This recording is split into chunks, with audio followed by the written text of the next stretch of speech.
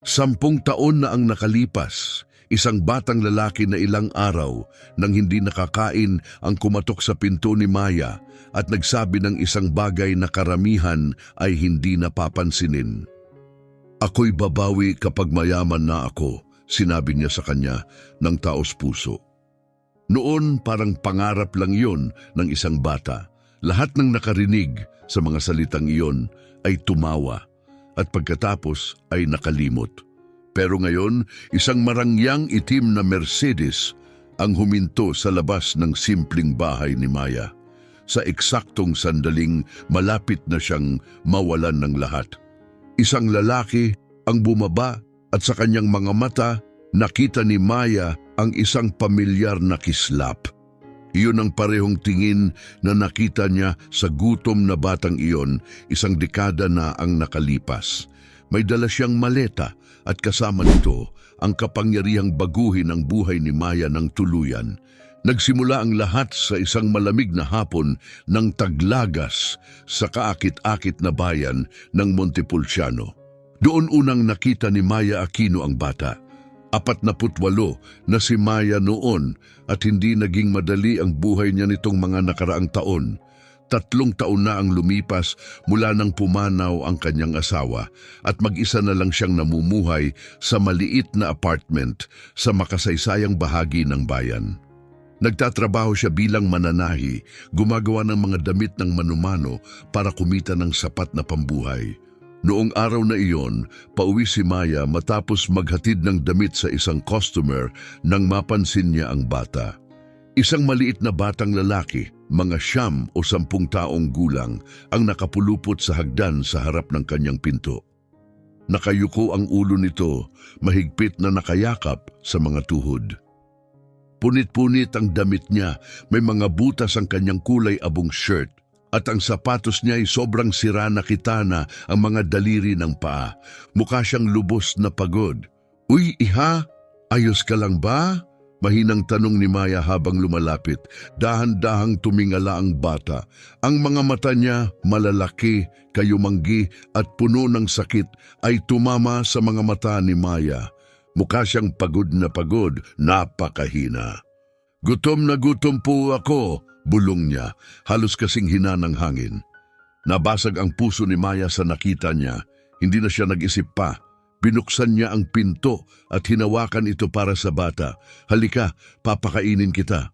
Hindi agad gumalaw ang bata, para bang hindi siya sigurado kung mapagkakatiwalaan niya ang nangyayari. Pero kalaunan, tumayo siya at sumunod, hakbang-hakbang. Simple lang ang bahay ni Maya, pero ramdam ang init. Kulay kremang malambot ang pintura ng mga pader at may mga lumang litrato ng pamilya. Sa isang sulok, naroon ang kanyang pinagkakatiwalaang makinang panahi na papalibutan ng makukulay na tela at sinulid. Tahimik na tumingin-tingin ang bata, parang namamangha habang nagmamadaling pumunta si Maya sa kusina. "Maupo ka ha," sabi niya ng may lambing sa boses. Pagkalipas ng ilang minuto, inilapag niya ang mainit na plato ng pasta sa harap ng bata. May sarsa ng kamatis at sariwang basil mula sa paso sa bintana. Tinitigan ng bata ang pagkain na parang bihira at napakahalaga. Pagkatapos, mabilis siyang kumain, halos isubo ng isubo ang pasta. Agad napansin ni Maya, ilang araw na nga siyang hindi kumakain. "Dahan-dahan lang," mahinang sabi ni Maya, nakangiti. "May dagdag pa kung gusto mo." Habang kumakain siya, umupo si Maya sa tapat niya at mahinang nagtanong, "Anong pangalan mo?" "Carlos," sagot niya habang ngumunguya. "Ang ganda ng pangalan mo. Ako si Maya," sabi niya. "Nasaan ang mga magulang mo, Carlos?" Yumuko ang bata at tumingin sa pagkain. Bahagyang nanginginig ang kamay niya. "Wala na po sila," bulong niya, nanginginig ang boses. Hindi na pinilit pa ni Maya. Ramdam niya ang bigat sa likod ng mga salitang iyon. Nakita niya na ang batang ito ay nakaranas na ng higit pa kaysa sa dapat maranasan ng isang bata. Pagkatapos ng huling subo, tahimik na umupo si Carlos. Pagkatapos, tumingala siya kay Maya na may luha sa mga mata. "Mrs. Maya," nanginginig niyang sabi, "pangako po, Babalik ako balang araw at babayaran ko kayo sa lahat. Kapag lumaki na ako at may pera na, hahanapin ko kayo. Inabot ni Maya ang kamay niya at inilapat sa maliliit at maruruming daliri ng bata. Wala kang utang sa akin, Carlos. Ginawa ko lang ang gagawin ng isang mabuting tao. Pero umiling ang bata mas seryoso kaysa sa inaasahan sa edad niya. May matinding determinasyon sa kanyang mga mata. Hindi, babayaran ko po kayo kapag mayaman na ako. Sumpa. Hindi kailanman naisip ni Maya kung gaano katotoo ang magiging mga salitang iyon. Sa mga sumunod na araw, bumalik si Carlos sa pintuan ni Maya. Unay maingat, pagkatapos ay mas madalas. Sa bawat pagbalik, pareho pa rin ang punit niyang damit at ang gutom niyang tingin. Pero may dala rin siyang ibang bagay sa kanyang mga mata. Tunay na pasasalamat. At iyon ang nagpainit sa puso ni Maya. Sa ikatlong pagbisita niya, sinalubong siya ni Maya ng isang mangkok ng mainit na sabaw. Habang kumakain sila, alam ni Maya na kailangan niyang maintindihan ang buhay ng batang ito. Carlos, saan ka nakatira? Sino ang nag-aalaga sa'yo? Mahinang tanong ni Maya. Hinalo ni Carlos ang sabaw at nagatubili. Pagkatapos, sa mahinang boses, nagbukas siya ng kwento. Nakatira po ako sa tiyuhin ko si Domingo, nasa kabilang bahagi ng bayan, malapit sa main road. At ang mga magulang mo? Maingat na tanong ni Maya. Namatay po sila sa aksidente sa kotse 2 taon na ang nakalipas, tahimik na sabi ni Carlos. Nasa kotse rin po ako, nakaligtas ako. Pagkatapos ng ospital, wala na po akong mapuntahan kaya tumira ako sa tiyuhin ko. Siya na lang po ang pamilya ko. Naramdaman ni Maya ang hapdi ng luha sa mata. At paano kanya tinatrato?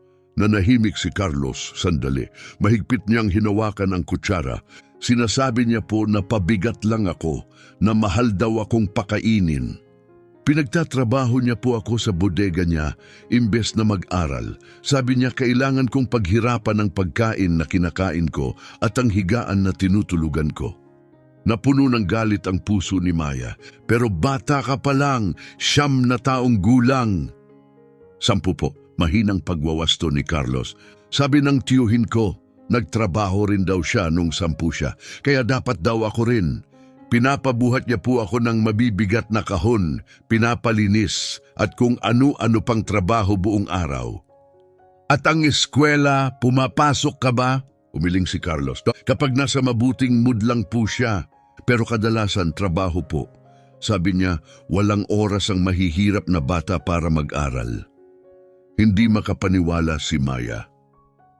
At pagkain, pinapakain ka man lang ba niya ng sapat? Kapag maganda po ang trabaho ko, sagot ni Carlos. Kapag nagkamali ako o mabagal, sinasabi niyang hindi ko daw deserve. Kaya minsan, naglalakad na lang ako sa bayan at umaasang may tutulong. Tumayo si Maya at tuloy-tuloy na ang luha niya. Niyakap niya ang bata ng mahigpit. Makinig ka sa akin, Carlos. Simula ngayon, tuwing gutom ka, dito ka pupunta. Kahit anong oras, kahit anong araw, palagi kang welcome dito. Kumapit si Carlos at umiyak. Sa unang pagkakataon sa loob ng 2 taon, may taong tunay na nagmalasakit. Mula noon, naging bahagi na si Carlos ng araw-araw na buhay ni Maya. Halos araw-araw siyang dumarating tuwing hapon, tuwing makakatakas siya sa bodega ng tiyuhin niya. At hindi lang siya pinapakain ni Maya, tinuruan din niya siya. Sa kanyang pagtataka, napansin ni Maya na napakatalino ni Carlos. Mabilis niyang natutunan ang pagbabasa at pagsusulat. Nagtatanong siya ng mga makabuluhang tanong at mausisa siya sa lahat ng bagay. Ibinigay ni Maya ang mga lumang libro niya sa paaralan at nilamon iyon ni Carlos sa parehong gutom na ipinapakita niya sa pagkain ni Maya. Espesyal ka, Carlos, sabi ni Maya isang gabi habang nagsasanay sila ng alpabeto. May liwanag sa loob mo, huwag mong hayaang may kumuha niyan. Tumingin si Carlos sa kanya ng seryoso. Kapag lumaki po ako, mag-aaral ako ng mabuti. Gusto kong maging isang taong importante. At babalik po ako para bayaran kayo sa lahat, Mrs. Maya. Pangako. Ngumiti si Maya at hinaplos ang buhok niya. Importante ka na, Carlos. Pero sa kaibuturan ng puso nila, alam nilang hindi ito magtatagal. Darating ang araw na malalaman ni Tiyuhin Domingo kung saan pumupunta si Carlos at magiging mahirap ang araw na iyon, isang hapon ng Huwebes nang magbago ang lahat. Nasa mesa si Carlos nakatuon sa math book na nabili ni Maya sa isang ukay-ukay. Natututo siya ng multiplication at sa tuwing tama ang sagot niya, lumiwanag ang mukha niya sa tuwa. "Ang galing-galing mo!" masayang sabi ni Maya. "Tamang-tama ang sagot mo," sabi ni Maya nang may pagmamalaki. Pero bago pa makasagot si Carlos, 3 malalakas at nakakayanig na katok ang umalingaw-ngaw sa pinto. Hindi iyon ordinaryong katok, bawat isa'y parang martilyong humahampas sa kahoy, kaya't nanginginig ang frame ng pinto. Nagulat si Maya, tumayo siya at lumapit sa pinto. Pagbukas niya, isang matangkad at malapad na lalaki ang nakatayo roon. Namumula ang mukha niya sa galit. Suot niya ang dark blue na polo at kupas na maong at ang itim niyang mga mata ay nag-aapoy sa puot. "Ikaw pala yung nagpapakain sa pamangkin ko?" ungol niya. "Ako si Maya Aquino," sagot niya, pilit na kalmado. "At ikaw naman, sino ka?" "Domingo Reyes, tagapag-alaga ni Carlos at gusto kong malaman kung anong karapatan mong makialam sa negosyo ko." Kahit mabilis ang tibok ng puso niya, pinanatili ni Maya ang steady na boses. Gutom na gutom siya. "Tumulong lang ako." "Tulong?" Kumawala si Domingo sa isang mapait na tawa. "Pinupuno mo ang ulo niya ng kalokohan, mga libro, mga pangarap na walang silbi. Kailangan niyang magtrabaho. Kailangan niyang matutunan kung ano talaga ang buhay, sakripisyo." 10 taong gulang pa lang siya, mariing sagot ni Maya. Dapat nasa paaralan siya, hindi nagbubuhat ng kahon sa kung anong bodega. Sumabog ang galit ni Domingo. Lumapit siya ng isang hakbang, tumataas ang boses. "Huwag na huwag mong sasabihin sa akin kung paano ko siya palalakihin. Ako ang nagbibigay ng bubong sa ulo niya at pagkain sa mesa. Ang kailangan lang niya ay paghirapan iyon." Sa likod niya naramdaman ni Maya na dahan-dahang lumapit si Carlos, nanginginig sa takot. "Tiyuhin, pakiusap." Mahina niyang simula. "Tahimik!" sigaw ni Domingo sabay turo sa kanya. "Tingnan mo ang oras na sinayang mo rito imbes na nagtatrabaho ka. Akala mo ba kaya kong pakainin ng isang walang kwentang batang pabigat?" Napansin ni Maya ang ilang kapitbahay na sumisilip sa mga bintana at pintuan na akit ng sigawan. May maliit na grupo nang nagtitipon sa hallway at sa kalsada sa ibaba. "Mr. Reyes," sabi ni Maya, pilit na kalmado, "alam kong ikaw ang guardian niya, pero ang mga bata kailangan ng higit sa pagkain at tirahan. Kailangan nila ng pag-aaruga, kailangan nila ng ano?" Singhal ni Domingo, puno ng pangungutya ang boses. Isang malungkot na matandang babae na nakikialam sa bagay na wala siyang alam. Iwinasiwas niya ang braso niya papunta sa hallway. "Tingnan niyo to, lahat. Akala niya mas alam niya kaysa sa akin. Ang babaeng to, mag-isa sa lumang apartment, nagtatagpi ng damit para sa barya.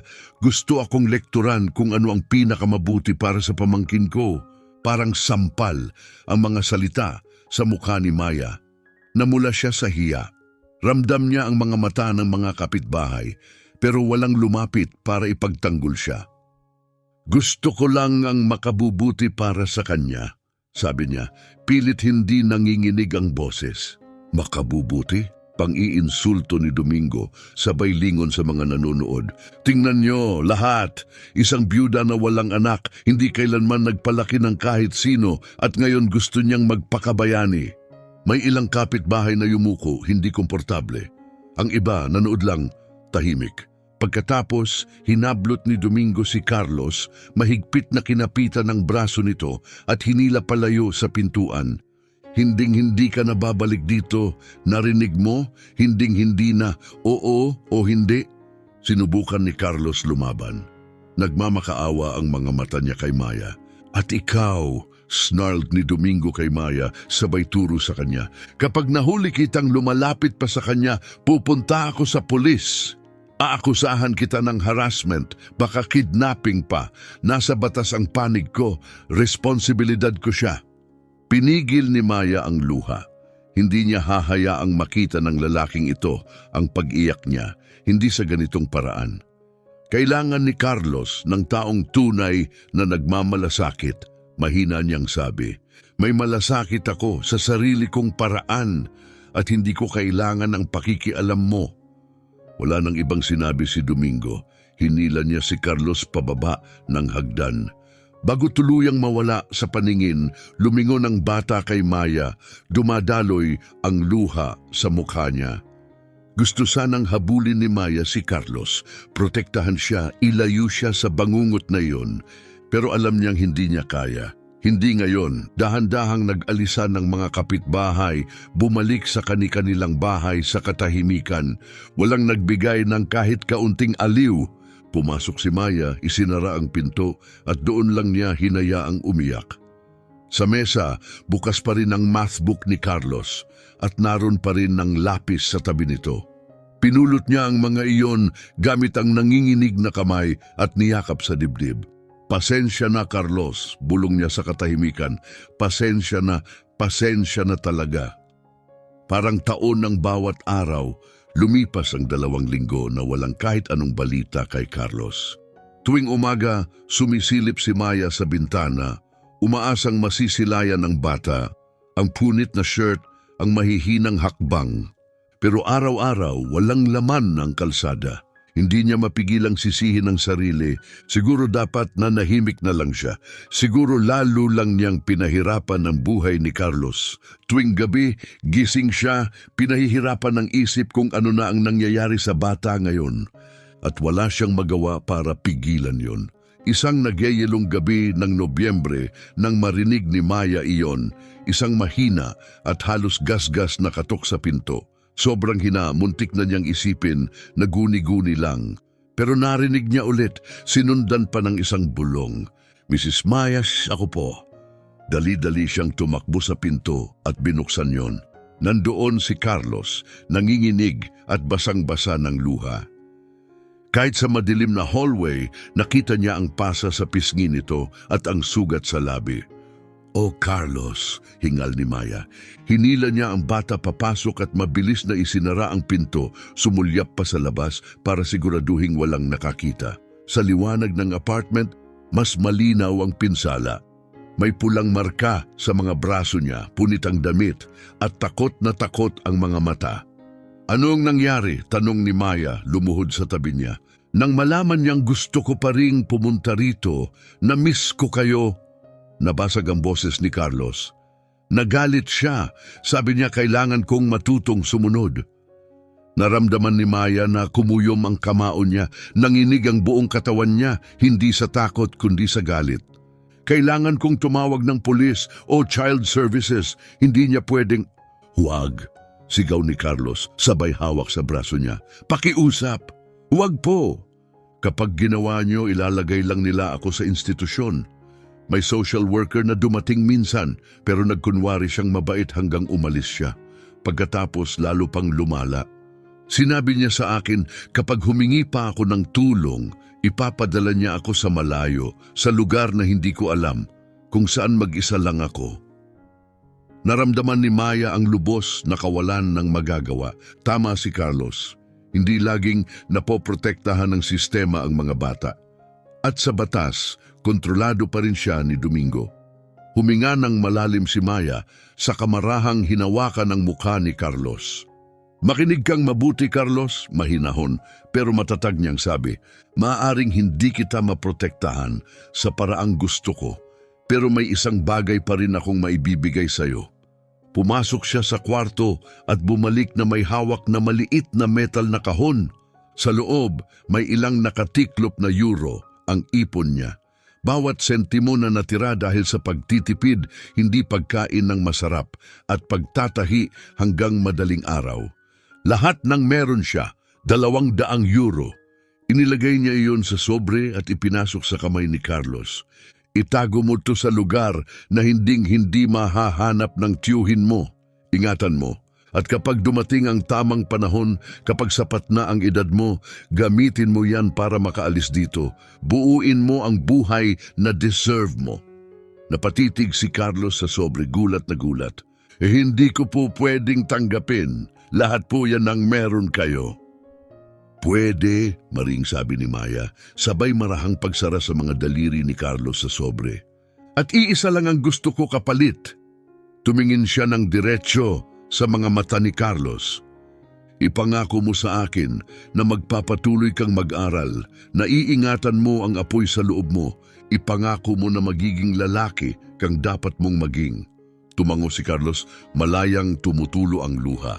Nangangako po ako, Mrs. Maya, at kapag nakaangat na ako, kapag nagtagumpay ako, babalik ako. Babalik ako at aalagaan ko kayo, gaya ng pag-aalaga nyo sa akin. Niyakap ni Maya siya ng mahigpit, niyakap ang nanginginig na katawan. Palagi akong nariyan, bulong niya dito sa puso mo at palagi kang nasa puso ko. Nanatili silang magkayakap, parang tumigil ang oras, kapwa alam na maaaring ito na ang huling pagkakataon. Nang tuluyang umatras si Carlos, hinalikan siya ni Maya sa noo. Umalis ka na ngayon bago niya mapansing wala ka. Tumango si Carlos, isiniksik ang sobre sa shirt niya at lumapit sa pinto. Isang huling tingin, isang huling pangako. Babawi po ako, Mrs. Maya. Kapag mayaman na ako, babalikan ko kayo. Sumpa. Naniniwala ako sa iyo, mahal, marang sabi ni Maya. Talagang naniniwala ako. Sumara ang pinto sa likod niya, nakatayo si Maya roon, masakit ang dibdib, alam sa kaibuturan na maaaring iyon na ang huling beses niyang makikita si Carlos. At kinabukasan, nang magtanong-tanong siya, tahimik, maingat, nalaman niya na bigla na lang nawala si Carlos. Walang nakaalam kung ano ang nangyari kay Carlos, para bang naglaho ang bata na walang bakas. At si Domingo, ang tiyuhin niya, ay tila wala man lang pakialam. Hindi siya naghahanap, hindi nagtanong, hindi nagsampa ng report. Ang tanging sinabi niya kapag may nagtatanong ay isang malamig na kibit-balikat. Tumakas siya. Ganon yan kapag tinutulungan mo ang mga batang walang utang na loob. Para kay Maya Aquino, ang unang taon matapos mawala si Carlos ang pinakamasakit sa lahat. Sa tuwing lalabas siya, sinusuyod niya ang mga kalye, umaasang makita ang pamilyar na pares ng kayumangging mata, puno ng tapang at pangarap. Nakipag-usap siya sa mga tindero, nagtanong sa mga kapitbahay, pati mga lokal na dyaryo ay tiningnan niya, pero walang balita, wala na si Carlos, na para bang hindi siya kailanman umiral. Itinago ni Maya ang math book ni Carlos sa isang drawer. Katabi ng malabong litrato na minsan niyang kuha, si Carlos na nagbabasa, bahagyang nakangiti sa malambot na liwanag ng hapon. Naging pinakamahalaga niyang pag-aari iyon. Tinititigan niya ang litrato at ibinubulong, nasaan ka na anak? Sana ligtas ka nasaan ka man. Pero hindi huminto ang oras at unti-unting naging mas mabigat ang buhay ni Maya. Pagdating niya ng 50, ang mga kamay niyang dati matatag at sanay ay nagsimulang magbago. Noong una, mapurol na kirot lang iyon matapos ang mahabang araw ng pananahi. Pagkatapos, tumalas ang sakit. Naninigas ang mga daliri niya. Nagbigay ang doktor ng diagnosis, arthritis. Kailangan niyo ng bawasan ng pananahi, Mrs. Aquino. Kung hindi, lalo lang lalala. Pero ang pananahi lang ang bumubuhay sa kanya. Wala siyang ibang plano, walang ipon. Kaya ipinagpatuloy niya, tinitiis ang sakit ng tahimik. Namamaga ang mga daliri niya, bumabagal ang galaw. Ang mga perpektong tahi na dati dahilan para dumayo ang mga customer mula sa iba't ibang bahagi ng bayan ay nawala ng kinis. Unti-unting nawala ang mga kliyente. Isa-isa ang mga babaeng dati nagtitiwala sa kanya sa kanilang mga damit ay lumipat sa mas batang mananahi, mas mabilis ang kamay, mas magaan ang katawan. Pagsapit ni Maya ng 52, hirap na siyang makabayad ng renta. Nagsimula siyang magbenta ng mga gamit. Una, ang ilang kasangkapan, saka ang alahas ng lola niya at kalaunan, ang iilang natitirang pamana ng pamilya. Pero hindi kailanman ang litrato ni Carlos, hindi niya iyon kayang bitawan. Tuwing gabi, mag-isa siyang nauupo, hawak ang larawan sa masakit niyang mga kamay. Saan ka napunta, munting mahal ko? Mainit ka ba? Ligtas ka ba? Samantala, nagbabago ang bayan ng Montepulciano at ganun din si Domingo Reyes. Binago niya ang sarili at naging matagumpay na negosyante. Nagsimula ito sa isang gusali. Inayos niya, pinaganda at pinaupa. Sumunod ang isa pa at isa pa. Hindi nagtagal, pag-aari na niya ang ilang gusali sa makasaysayang distrito. Nagmamaneho siya ng mga bagong kotseng makintab, nagsusuot ng mga suit na pasadya at naglalakad sa kalsada na parang alam niyang nasa kanya ang kapangyarihan. Nirerespeto siya ng mga tao dahil sa pera pero hindi kailanman dahil sa ugali.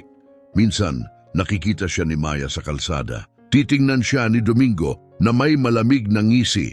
Parang nasisiyahan habang nakikita ang unti-unting pag-urong ni Maya, pagtanda, paghihirap, pagliit sa bigat ng taon at kahirapan. Iiwas ng tingin si Maya, kinukuyom ang masakit niyang mga kamao sa katahimikan. Sa edad na 55, nakatanggap si Maya ng sulat na nagpamuti sa mukha niya. Naibenta ang gusaling tinitirhan niya, magkakaroon siya ng bagong landlord. At hindi nagtagal, nalaman niya kung sino, si Domingo Reyes. Napakupit, naisip ni Maya habang nakatitig sa bintana ng masikip niyang kusina. Matapos ang lahat, ngayon, hawak niya pa ang bubong sa ibabaw ng ulo ko. Sinabi niya sa sarili na nagkataon lang yon. Palagi naman siyang nagbabayad ng renta, tahimik lang siya, hindi nakikialam. Siguradong hindi siya papansinin, pero mali siya. Hindi nagtagal, biglang lumala ang kondisyon niya. Isang matinding flare-up ang pumigil sa kanya na magtrabaho sa loob ng 3 linggo. At sa 3 linggong yon, hindi na bayaran ng renta. Tapos dumating ang ikalawang buwang, hindi bayad. At ang ikatlo at ang ikaapat, sinubukan ni Maya humabol.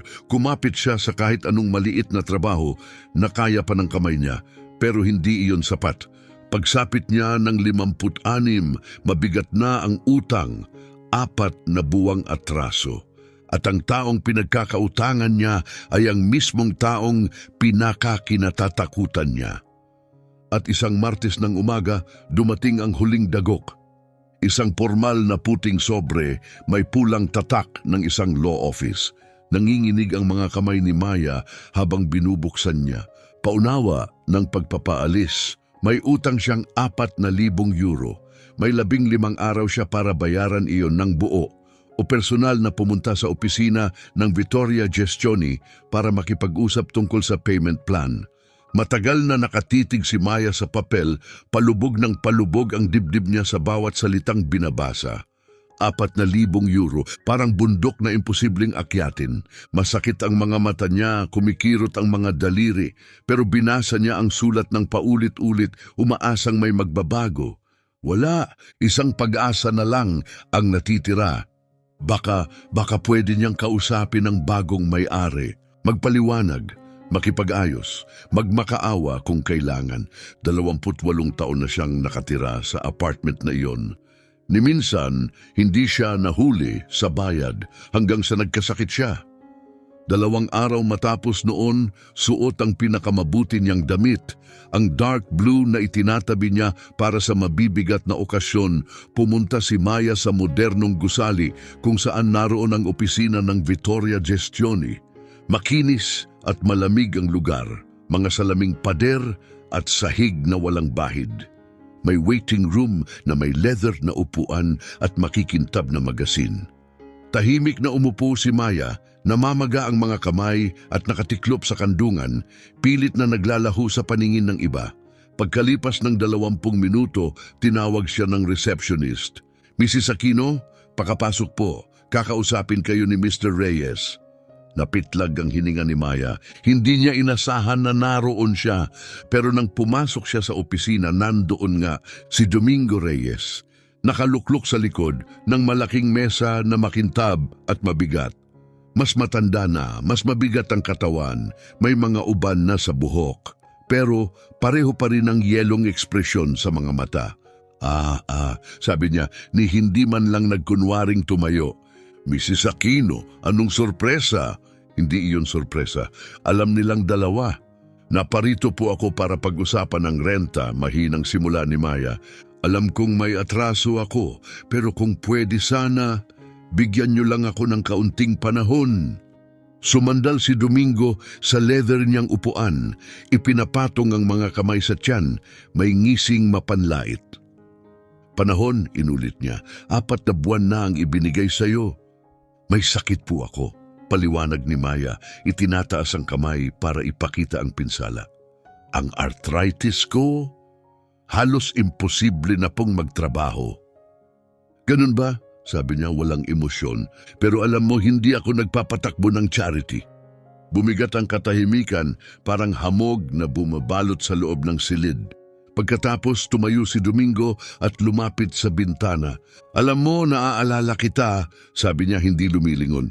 Yung mabait na matandang babaeng nagpakain sa pamangkin ko, nagbigay ng libro, sinubukang punuin ang ulo niya ng mga katawa-tawang pangarap.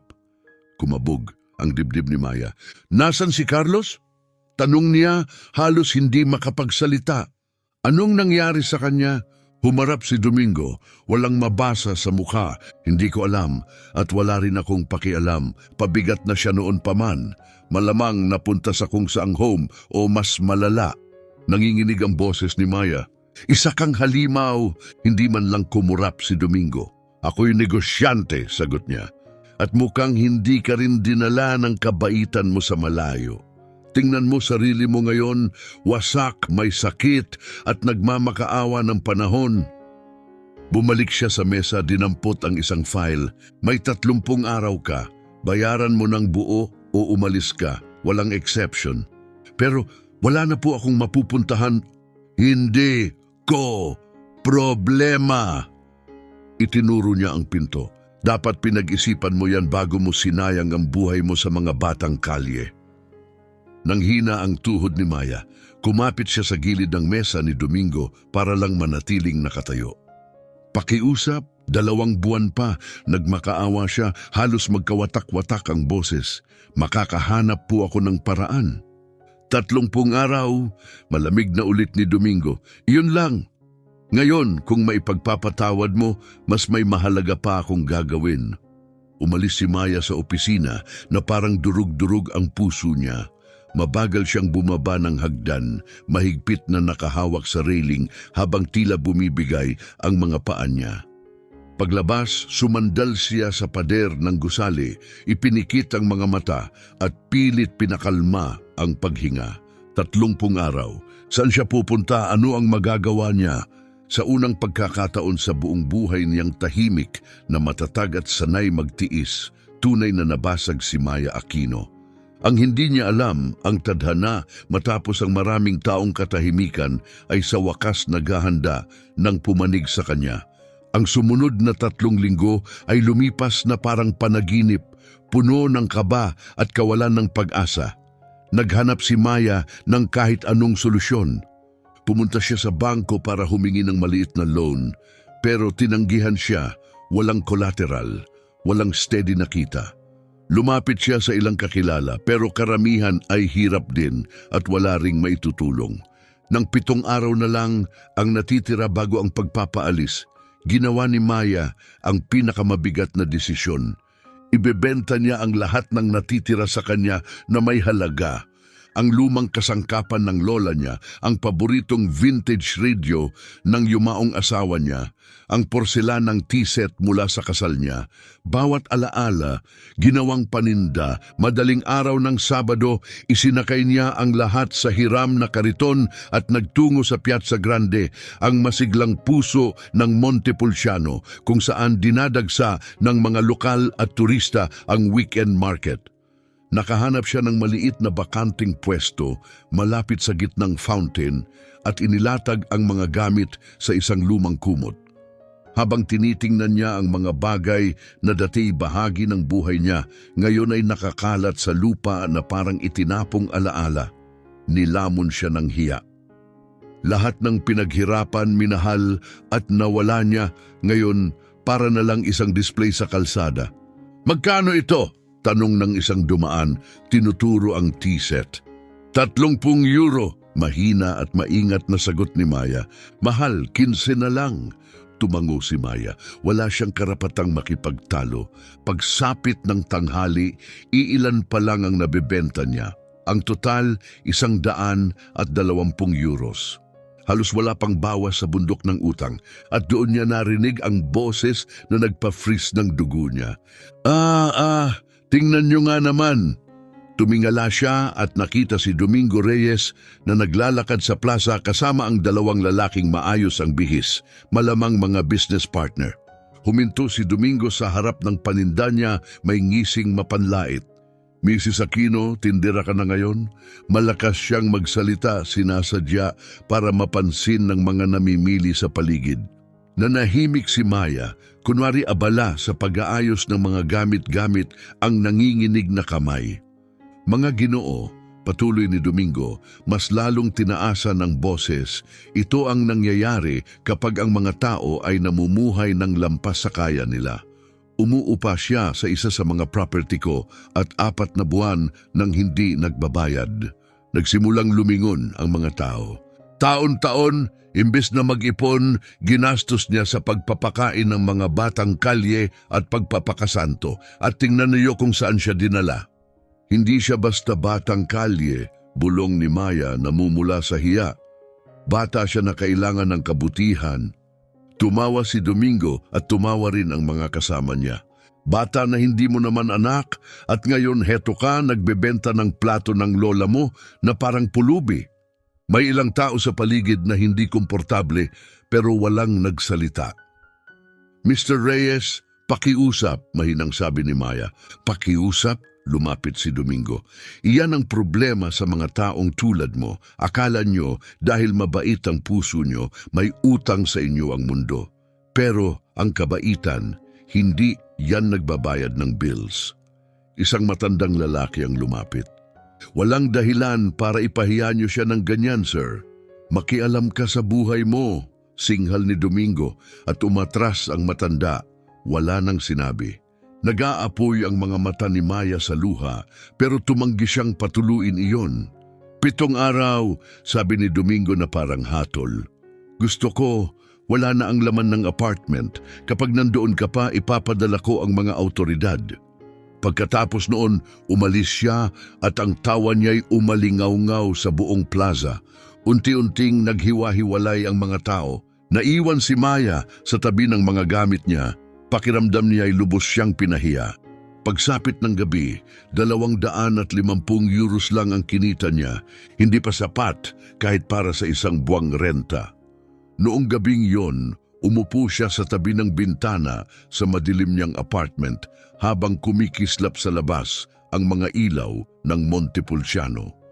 Hawak niya ang malabong litrato ni Carlos, hinahaplos ang kupas na gilid. "Saan ka napunta, munting mahal ko?" bulong niya. "Sana nakahanap ka ng mas magandang buhay. Sana masaya ka." Hindi niya alam na papunta na pala ang sagot. 3 araw na lang bago ang pagpapaalis. Nagsimula nang mag-impake si Maya ng kakaunting natitira sa kanya. Hindi niya alam kung saan siya pupunta, pero alam niyang wala na siyang pagpipilian. Miyerkules ng gabi iyon, naupo siya sa mesa sa kusina, may malamig na tsaa sa harap niya, hindi man lang niya hinawakan. Nakatitig siya sa mga pader na naging saksi sa dekada ng buhay niya, ang tawa niya, ang sakit niya, ang pag-ibig niya, ang pag-iisa niya. Pagkatapos, eksaktong 8:00 ng gabi, may kumatok sa pinto. Hindi malakas, hindi nananakot, matatag lang. Dahan-dahang tumayo si Maya. Marahil kapitbahay sa ibaba, nagdadala na naman ng tirang pagkain. Binuksan niya ang pinto at napatigil. Isang binatang nasa early 20s ang nakatayo roon. Suot niya ang malinis na gray suit, puting polo at makintab na sapatos. Maayos ang gupit ng buhok niyang kayumanggi. Kalmado ang mukha niya pero halatang may emosyon. Pero ang mga mata niya, ang mga matang iyon ang nagpahinto sa puso ni Maya. Kayumanggi, malalim, pamilyar. Mrs. Maya, mahina niyang sabi. Nanginginig ang boses. Bumigay ang tuhod ni Maya at kumapit siya sa doorframe. Hindi maaari. Ako po, sabi ng binata, kumikislap ang luha sa mata. Ako po si Carlos. Tumigil ang oras, nakatitig si Maya, hinahanap sa loob ng mga taon ang batang minsan niyang nakilala. Nandoon siya, nakatago sa mga anyo ng lalaking naging siya. Ang parehong mga mata, ang parehong init, ang parehong kislap na nakita niya noon pa man. Carlos, bulong niya at bumigay ang katawan niya. Bumagsak siya pero sinalo siya ni Carlos sa kanyang mga bisig. Humahagulgol si Maya habang mahigpit siyang niyayakap, takot na baka maglaho siya ulit. Bumalik ka talaga. Nangako ako, sabi ni Carlos, malayang tumutulo ang luha. Sinabi ko sa'yo, babawi ako. Pinapasok niya si Maya at tinulungan siyang maupo sa sofa.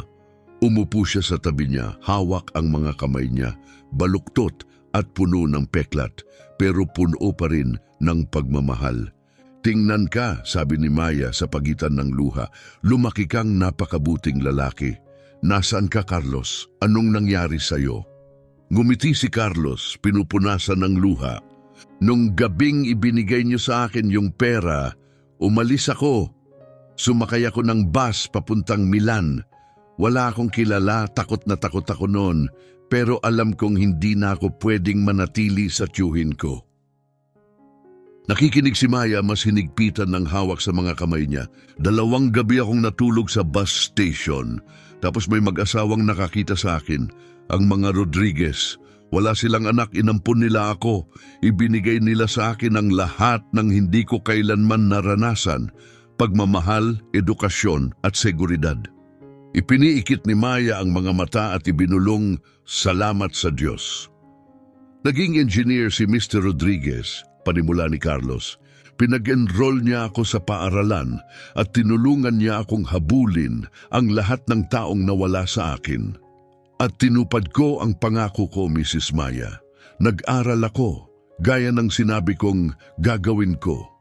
Nagningning ang mga mata niya sa pagmamataas at emosyon. Nagtapos ako bilang top ng klase ko. Pagkatapos, kumuha ako ng degree sa civil engineering. At pagkatapos noon, nagsikap ako sa malalaki at mahahalagang proyekto. Inabot ni Maya ang kamay niya at marahang hinaplos ang pisngi ni Carlos, luha-luha ang mga mata. Ipinagmamalaki kita, Carlos. Pero hindi ko kailanman nakalimutan, sabi niya, nanginginig ang boses. Kahit isang araw, palagi kayong nasa isip ko. Naalala ko ang ginawa niyo para sa akin, kung paano niyo ako iniligtas, at paulit-ulit kong inuulit sa sarili ko ang pangakong iyon. Inabot ni Carlos ang loob na bulsa ng jacket niya at kumuha ng isang sobre. Bumalik ako para tuparin ang pangako ko. Carlos, hindi mo kailangan, simula ni Maya, umiling. Kailangan, mariing sabi ni Carlos. Binuksan niya ang sobre at maingat na kinuha ang bungkos ng mga banknote. Ito ang 200 euros na ibinigay ninyo sa akin kasama ang interes. Napatitig si Maya, namumuo ang luha sa sobrang emosyon, pero hindi pa tapos si Carlos. At hindi lang yan, dagdag niya, tumalas ang tono. Alam ko ang nangyayari sa inyo, pumunta ako sa town offices, nagtanong-tanong ako, alam kong pinapaalis kayo, at alam ko kung sino ang landlord nyo. Ibinaling ni Maya ang tingin sa ibaba, nahihiya. Hindi niyo kasalanan to, marahang sabi ni Carlos, iniangat ang baba niya. Siya ang dapat mahiya. Ang lalaking yon na nagpasakit ng buhay ko, ginagawa rin ngayon sa inyo. Wala nang magagawa, Carlos, bulong ni Maya. 3 araw na lang. Pagkatapos, kailangan ko nang umalis. Hindi, matatag na sabi ni Carlos. Sa loob ng 3 araw, mag-iiba ang lahat. Ibinibigay ko ang salita ko. At sa mga mata niya, nakita ulit ni Maya yon, ang parehong nag-aapoy na determinasyon na mayroon siya noong bata pa siya. Ngayon nga lang, hindi na siya bata, isa na siyang lalaking tumutupad sa salita. Kinabukasan ng umaga, pumasok si Carlos sa opisina ng Vittoria Gestioni. Pero hindi siya nag-iisa. Sa tabi niya ay isang kalmadong lalaking nasa 50, may suot na salamin at may dalang leather briefcase. Ang pangalan niya Attorney Santos, isa sa pinakamagagaling na real estate attorneys sa Milan. Pagpasok nila sa salaming pinto, tumingala ang receptionist. Hindi tumatanggap si Mr. Reyes ng walk-in visitors. Sabihin mo sa kanya, narito si Carlos Rodriguez. Mahinahon pero matatag na sabi ni Carlos. At narito ako tungkol kay Mrs. Maya Aquino. May dala rin akong mga dokumentong siguradong gugustuhin niyang makita. May kung anong bigat sa tono niya kaya napahinto ang receptionist. Ilang sandali lang, pinapasok na sila. Sa loob, nakaupo si Domingo Reyes sa mesa niya parang walang pakialam, nagbabalasa ng mga papeles. Nang makita niya si Carlos, kumunot ang noo niya parang sinusukat. Matutulungan ba kita? Malamig niyang tanong. Umupo si Carlos kahit hindi siya iniimbitahan. Nanatiling nakatayo ang abogado sa tabi niya. Hindi mo ba ako kilala? Tanong ni Carlos. Mas pinagmasdan siya ni Domingo. Ang pagkalito ay napalitan ng pagkailang. Dapat ba? Ako si Carlos, pamangkin mo. Ang katahimikang sumunod ay parang dumurog sa hangin. Namuti ang mukha ni Domingo. Pagkatapos namula. Ikaw, gulat niyang sabi, nawala ka. Akala ng lahat patay ka na. Hindi, sagot ni Carlos, hindi inaalis ang tingin. Buhay ako at bumalik ako.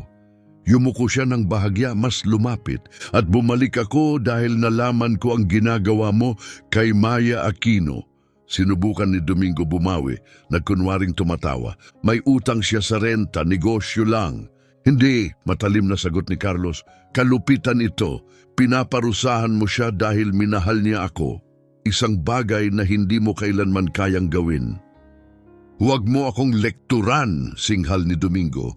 Hindi ikaw ang magdedesisyon kung ano ang kaya kong gawin. Putol ni Carlos.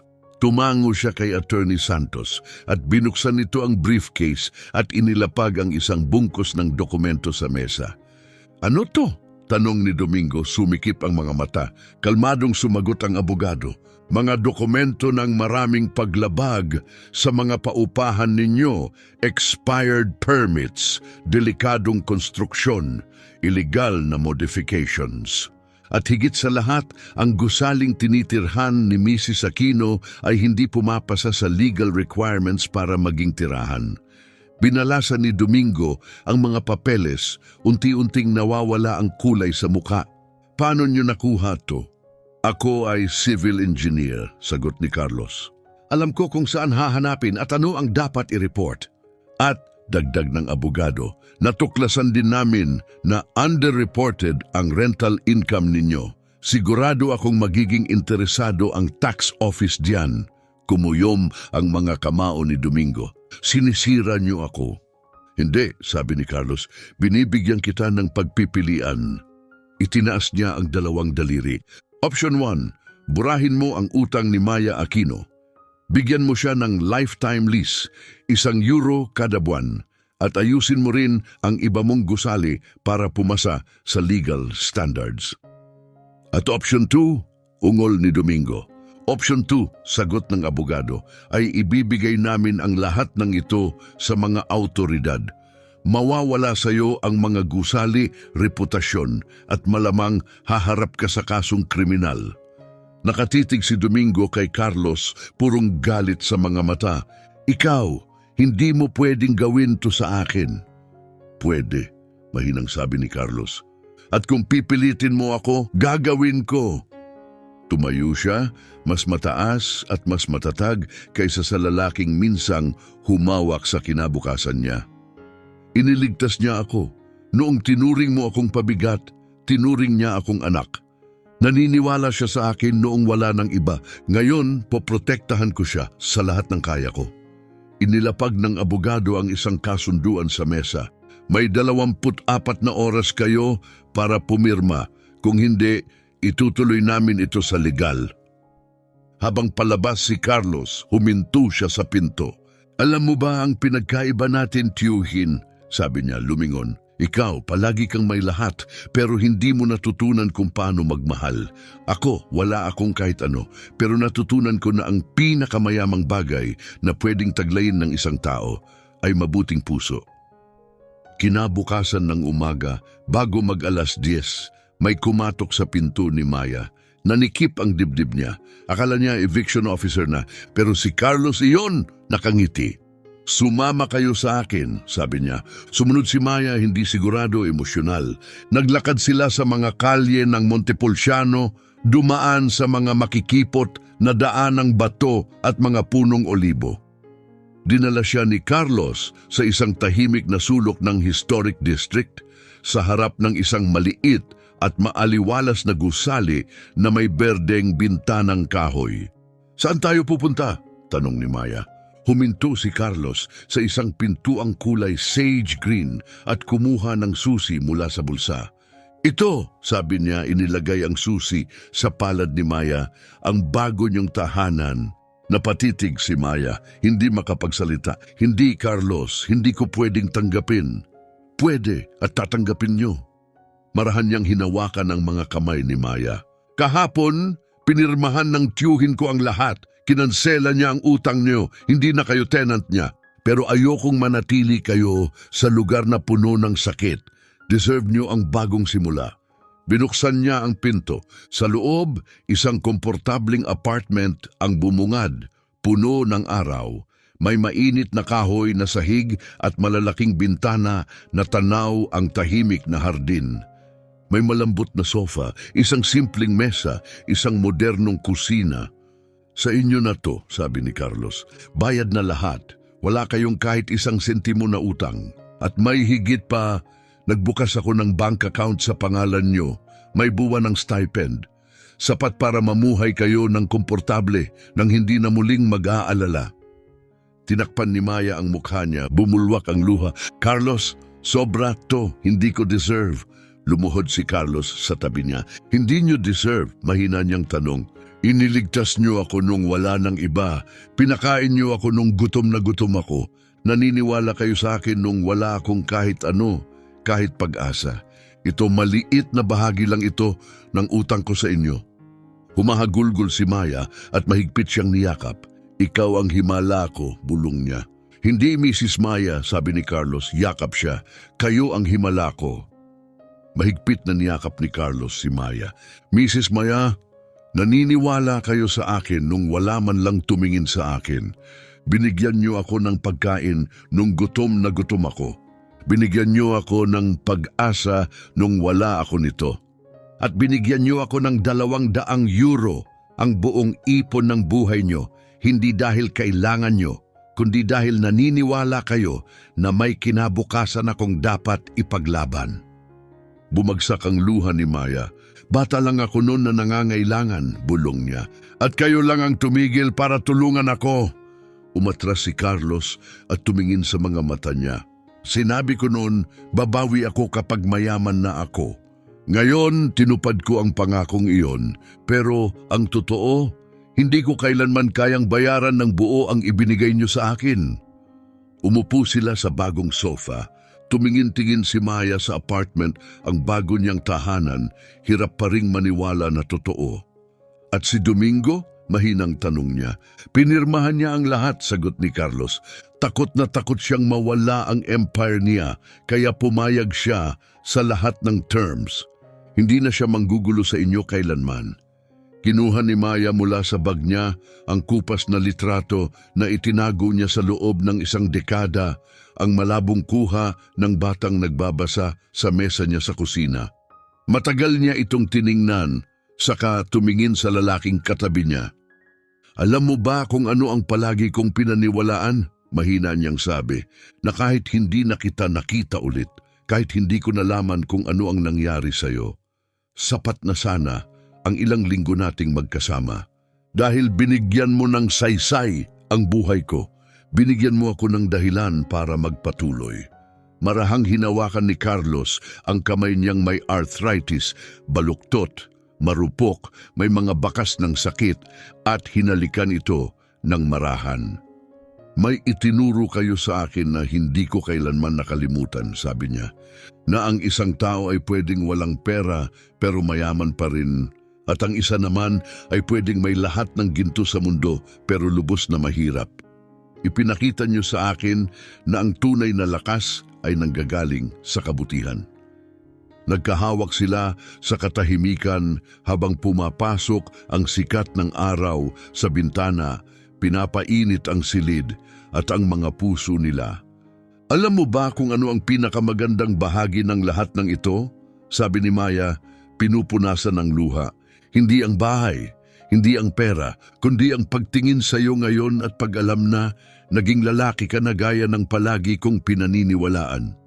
At ikaw, sabi ni Carlos, nababasag ang boses, ikaw ang ina na hindi ko kailanman naranasan. Sa sandaling iyon, pareho nilang naunawaan ang mas malalim pa sa salita. Hindi na sila nag-iisa dahil ang pamilya ay hindi laging dugo. Minsan, ito ang mga taong pumipili sa iyo at ang mga taong pinipili mong mahalin kapalit nito. 10 taon na ang nakalipas, isang gutom na batang lalaki ang nangako. Ngayon, tinupad ng lalaking iyon ang pangako. At sa isang tahimik na sulok ng Montepulciano na naig sa wakas ang hustisya, pagmamahal at kabutihan. Kung naantig ang puso mo sa kwentong ito, mag-iwan ng like.